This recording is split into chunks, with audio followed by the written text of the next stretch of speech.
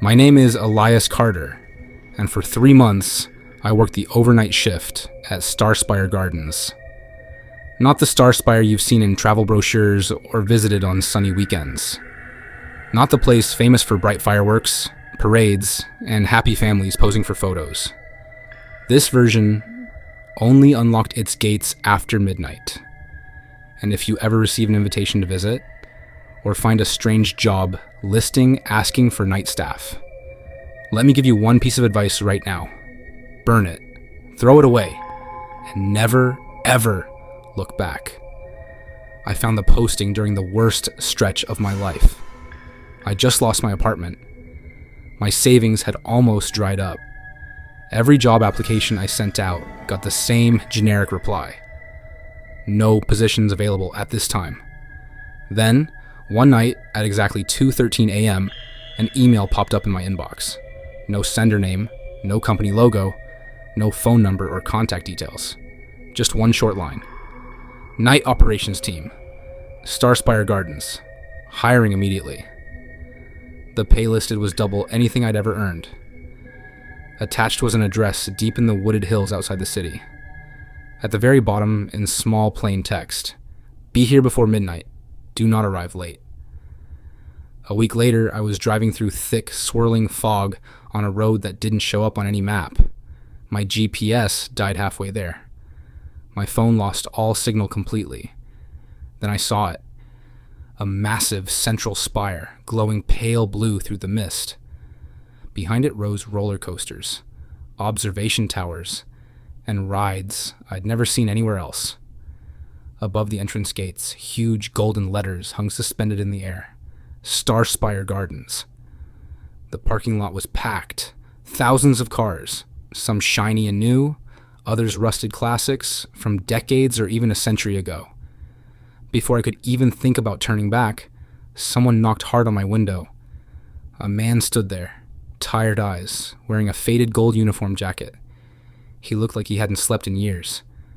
"You Elias?" he asked flatly. I nodded slowly. He handed me a plastic ID badge and a small laminated card. "Read this. Memorize it. Don't forget a single word." There were only 4 rules. 1. Never follow the music after 3 a.m. 2. Never board the last train. 3. If Barnaby asks for your name, give him a fake one. 4. Be gone before the sun comes up. I laughed a little. It sounded like a silly game or a haunted house attraction. The man didn't smile back. He just leaned closer and said, "People who laugh at the rules don't stay here very long." That was my first night, and the last time anything felt normal. At first glance, the park looked almost exactly like the famous places you know. Families strolled the paths, eating cotton candy and popcorn. Kids carried bright balloons. Couples stopped to take photos in front of the fountains. The only thing wrong, I couldn't put my finger on it right away, was how quiet everyone was. Even when they smiled or laughed, it felt practiced, like they were acting like people, not actually being them. Their movements were too smooth.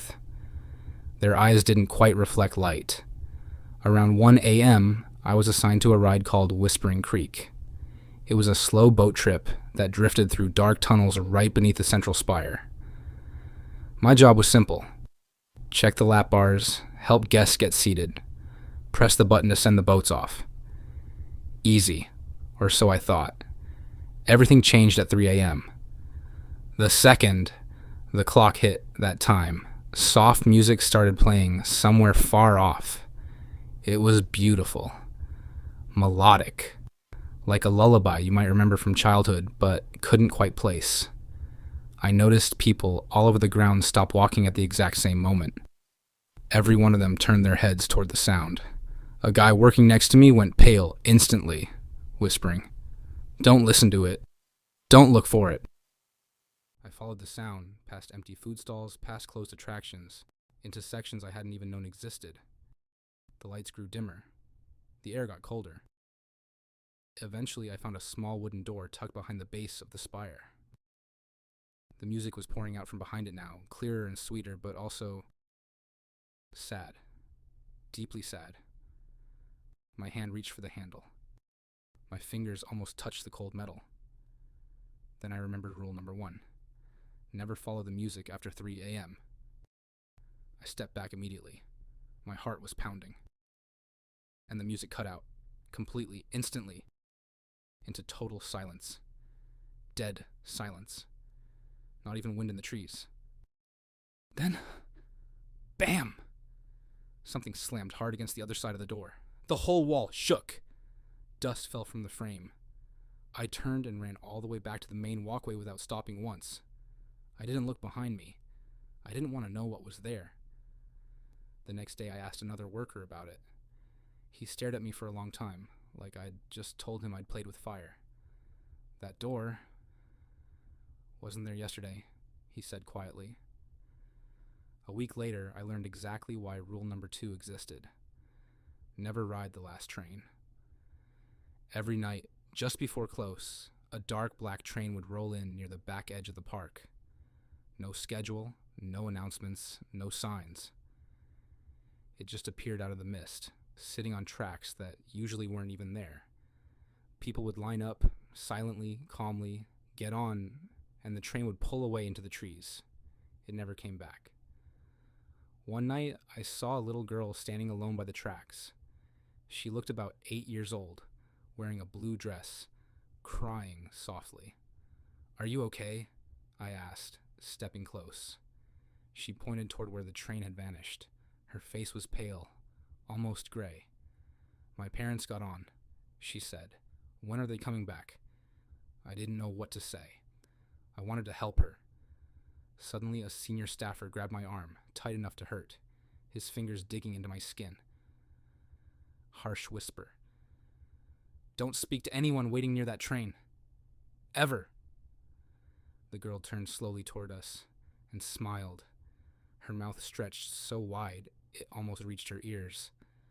Dark, thick liquid dripped from her eyes, running down her cheeks. I looked away fast. When I glanced back, she was gone. The tracks were empty. A month went by. I got used to the strangeness. The rules felt odd, but simple enough to follow. I needed the money, so I stayed. Then Barnaby noticed me. Barnaby was the big mascot character everyone knew. Round ears, white gloves, huge permanent grin.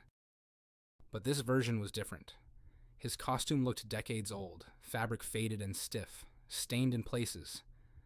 The smile looked painted or carved into the material. It never changed, never moved. And his eyes. You could see real eyes moving behind the mask, dark, human eyes, watching everything. One night he appeared right beside me without a sound. I jumped so hard I dropped my clipboard. He moved completely silently, like he was floating just above the ground. He tilted his head to one side. His voice was high, cheerful, but hollow, like it came from an empty room. "What's your name?" I remembered rule number 3 instantly. If Barnaby asks for your name, give him a fake one. "Leo," I said quickly, my voice shaking a little. He stared at me for a long, uncomfortable moment.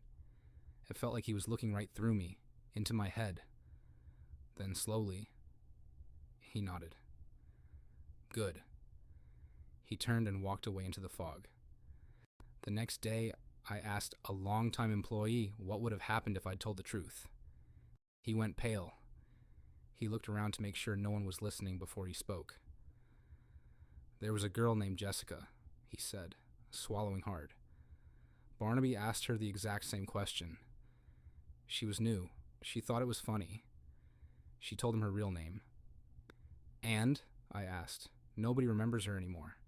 I frowned. "What do you mean? She quit?" He pointed to a framed group photo hanging in the break room. It showed all the staff from the year before. But one person's face had been completely scratched out, leaving only a blank space and a gold uniform. Everyone knows she worked here. We see her name on old schedules. But nobody can recall what she looked like, what she sounded like, anything. She answered him honestly. And right after that, She stopped existing. To everyone. Even her family stopped calling to ask where she was. I never forgot that. From that night on, I was always Leo inside those gates. By my 3rd month, I was ready to quit. The money was great, sure, but every night felt heavier, darker, like the air itself was pressing down on me. The smiles felt sharper. The silence felt louder. Then came the night I broke the last rule. Rule number 4, leave before sunrise. My shift ended at 5 a.m. I was exhausted, brain foggy, and dead on my feet. Instead of heading straight for the gate, I sat on a bench near the spire for just a minute. I told myself 5 extra minutes couldn't hurt. I just needed to rest my eyes. Slowly, the sky turned gray. The fog thickened until I could barely see 10 feet ahead. The ride slowed, then stopped completely. The cheerful music cut out. And suddenly, every single person in the park froze. Thousands of them, perfectly still. Mid-step, mid-laugh, mid-conversation. Statues. Then, at the exact same second, every head turned toward me. Kids, parents, mascots, other workers, all staring straight at where I sat. Unblinking. One by one, the spire lights cut out. The Ferris wheel dissolved into mist. Then the buildings, the paths, the benches, everything seemed to melt away into gray fog. And the people were changing. Their smiles stretched too wide, splitting their faces. Their eyes turned pitch black. No whites, no pupils. Their skin cracked and peeled, like old fabric or rubber masks, falling apart to reveal something underneath. I stood up and ran. The crowd started walking toward me. Not fast. Slow, steady, calm. They didn't have to run. They knew there was nowhere to go. I sprinted for the main gates. Behind me, the mist filled with laughter. Thousands of voices laughing together, echoing all around me, inside my head. I made it to the parking lot just as the first ray of sunlight broke over the horizon. The gates slammed shut behind me with a deafening clang. And in that instant, everything vanished. The spire, the rides, the crowds. Gone. Only an empty, overgrown field remained. No lights, no noise. Just grass and trees. I threw myself into my car and drove away as fast as I could. I never went back, at least that's what I tell myself. Because 3 weeks ago, another email landed in my inbox. No sender, no subject, just a single photo. It was taken inside Starspire Gardens. Hundreds of people stood in front of the spires, all smiling that same too wide smile. And right in the middle was me, wearing the gold uniform jacket, staring out from the crowd, waiting for my next shift.